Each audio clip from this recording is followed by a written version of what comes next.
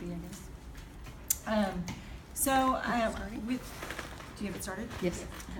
So I did mine. I was really kind of reflective, as I've mentioned in here. I'm working right now currently at the university, so I can go through and get those 3 letters and have that be a part of my learning. And part of, as I've always gone through, really trying to figure out how you do things. I've heard Cade say that multiple times in here too. That's a huge piece of like, why are we doing what we're doing, and how is the most effective way to do that, and looking at things systemically, and how can we empower what's going to happen on the campus level.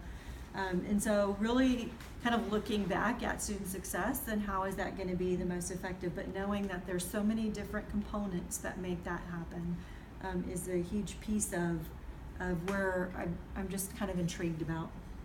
So part of, in my role currently at the university level, I'm having to take a different lens at it again, and I'm working more with pre-service teachers and then with interns who are actually going in with alternative types of certifications, in the sense that we still do the same curriculum our undergraduates give, but at the same time they're not getting as much of that experience as our undergrad would get. And so really trying to think about that as the leader in my current role and working with them, and then in my future roles, just really kind of knowing myself and how that all kind of plays into it. And so I looked at the different questionnaires just as validations to some extent to kind of see, and contextually where I was at in certain areas, and just understanding where my strengths are in each of that. Really knowing that the collaborative piece of that, it's not always what I've experienced at the campus and district levels, but really knowing that if I'm gonna really try to make those changes within a campus level, or even at the community where I'm at the higher ed, that it's more beyond my 4 walls. I mean, that same mindset that we have at the campus and district level, it's like that at the university. If we're really gonna affect change, it's not just about the education department, it's about our whole campus community and culture as well. So I looked a little bit at the conflict mode instrument. I know Kate was saying some things too that you wanted to grow in and learn more about. I tend to, not that I avoid it, but like if there's something, it's like that sense of uneasiness at times, and then I always have to take back and get that knowledge and kind of look into that, and then I attack it. But just knowing that there are some areas and situational too that I feel like that I'm uncomfortable with at times, that I need to continue to work with. I think it was affirming to know that there's not necessarily any universal right answer, and that it is contextual sometimes, and just getting familiar with that and feeling comfortable with that within yourself, I think, is helpful. Going back to walking the talk, and one of the things that I talk to our future teachers with is it's real important about, again, going beyond your 4 walls, and those exemplary teachers are the ones that are gonna help to build the climate of a campus and to help everyone grow, that you're working together to help all students learn. So kind of that same mindset, that developing team members leads to developing that excellent team, and that just really trying to help everyone be their best so that they can serve students. So it was kind of affirming to the superintendent from Schertz-Below Universal I-City ISD, just being able to really kind of I focus on adults, which is a huge part of a leader, knowing that you're at least trusting that they're going to work with students, and always having that kind of be at that mindset, but building them so that they know that students are kind of why we're doing what we're doing. And so then I looked at some of the kind of the things that were the tips. There was one of the articles that we read that just kind of, they're like affirmations in a sense. It's not, there wasn't new information, but things that just kind of resonated with it. I had experience in a district where the superintendent was very competitive in the sense. He wanted to be the keeper of all the knowledge. An example of what not to do, as some of y'all had mentioned, you can kind of learn that through some of the other ones that you've worked with. But really trying to build that collaborative administrative team so that you hire individuals who don't necessarily have the same strengths that you have, but that can kind of complement that and help you work effectively in areas maybe that you don't know all the answers. Which kind of leads me to the second one, is that you trust others to kind of do their job, and being able to trust but validate, I think, is a huge piece of that when it was shared. Because you can't just always take it.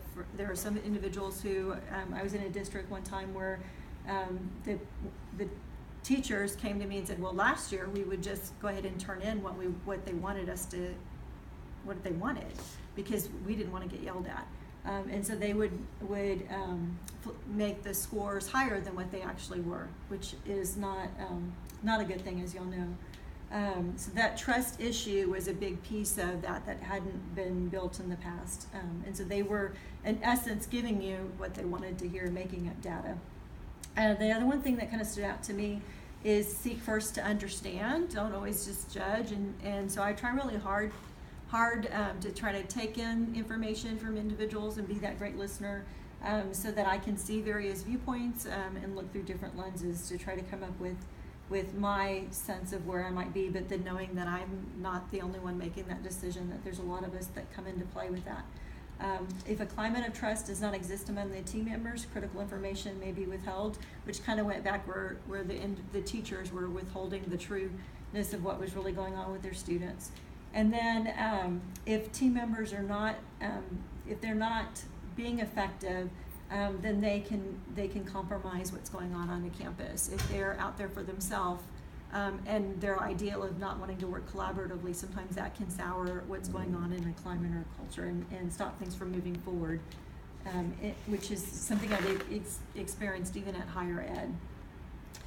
Looking at the different factors, I'm not going to go into all these, but just knowing that there's a lot of different factors that kind of play into what an effective team is. And so I found this graphic in one of the pieces that we had to read, and just knowing that there's, again, different factors that come into play, and it doesn't happen overnight, that an effective team is something that is built over time, with clear goals and everybody kind of working on that same page for those goals to understand.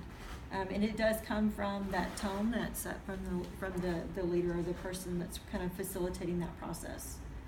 When we read the article about the tactic knowledge, it was something also that kind of stood out to me. It really just kind of really reaffirmed why it's important for us to build capacity and not just keep all that knowledge for ourselves. Again, I was kind of going through previous experience where I'd been with a superintendent who tried to keep all that knowledge to themselves and be the only one who went to the trainings and kind of disperse it out. And it really is something that kind of makes individuals within the community feel stagnant. So myself included, I was in that position.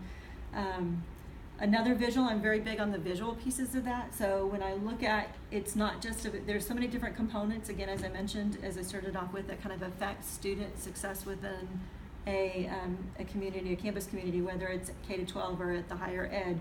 And it's not just with what happens within the context of the classroom, but organizationally, and looking at all the different systems that kind of come into play is things that kind of resonate with me. And so this visual just kind of helped me see that we're all in that same target of sustaining improvement efforts over time, but how are we going to get there? And so we really have to look at all the different components of the system to make it work.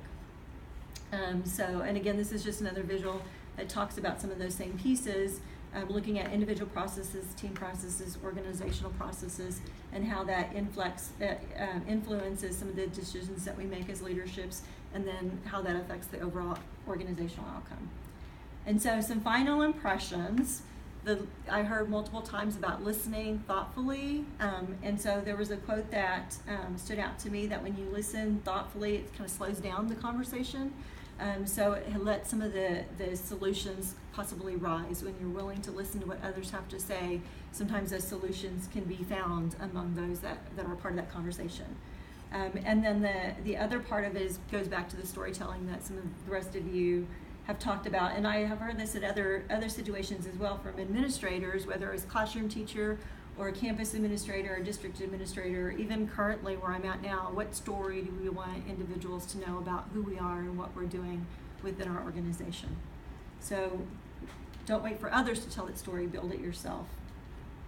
And again, just so now what? Where am I leading with this? I still don't quite know where I want to go after leading this program. I do know that I continually always strive to learn more. And so whether it is at higher ed or whether it's going back and impacting within a district community, just knowing that all the pieces, I know wherever that role is, it's still going to affect what happens at that K-12 level, even if I stay at higher ed. So that putting all those pieces together and just figuring out how that happens, I think, is a huge part of where I'm still striving to learn and understand. The end.